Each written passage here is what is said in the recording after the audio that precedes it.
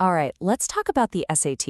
If you're gearing up for this test, you are in exactly the right place. Today, we're diving into an ultimate prep guide built around the work of Suresh to help you conquer it. Believe me, if you're feeling that pressure, you are not alone.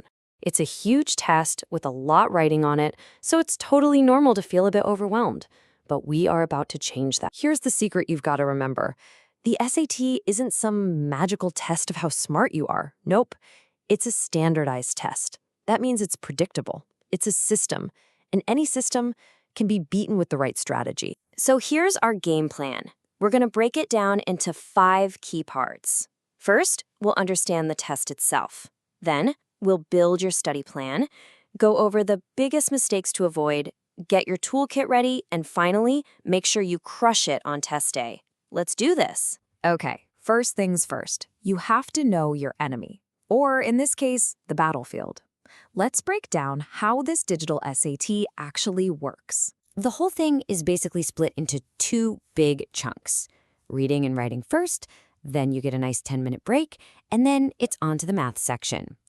But here's the important part. Each of those sections is split into 2 smaller parts called modules. And this brings us to a huge game changer. The test is adaptive. How you do on that first module actually changes the questions you see in the second one. Why is this so critical? Because if you nail the first part, you get a harder second module. And that harder module is the only path to the highest scores. If you get the easier one, there's literally a ceiling on how high you can score. And that final score is going to land somewhere between 400 and 1600. The reading and writing section is worth up to 800 points, and so is the math. Now, yeah, a lot of colleges are test optional, but a great score can still make your application pop. It really can. Okay, now that you know the layout of the test, let's build your personal blueprint for success. It's time to talk study plan. I love this quote because it really hits the nail on the head. This isn't about being a genius. It's about working hard and, more importantly, working smart. This is something you have complete control over. Building a smart plan is a simple 4-step cycle. First, you take an official practice test. That's your starting line. Then, and this is the most important part, you have to analyze every single mistake. Don't just look at the right answer and move on. Figure out why you got it wrong. That tells you exactly what you need to work on, so you can build a schedule that actually works. And look, a great schedule is not about cramming for 5 hours a night. It's about being consistent. 45 focused minutes a day is way better than a panic-fueled weekend. And notice Friday on this sample schedule?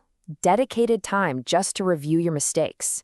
That's golden. You know, sometimes the fastest way to raise your score isn't learning something new. It's just stopping the unforced errors. Let's look at the common traps you need to dodge. These are the classics. Not getting used to the actual software before test day is a huge mistake. Then there's misreading the question. Oh, the SAT loves this. They'll ask you to solve for 2x. Knowing you'll solve for x, see it as an answer choice and pick it. Trap. And for the reading questions, remember, if an answer choice has just one word that makes it wrong, the whole thing is 100% wrong. Next up, let's talk about gear.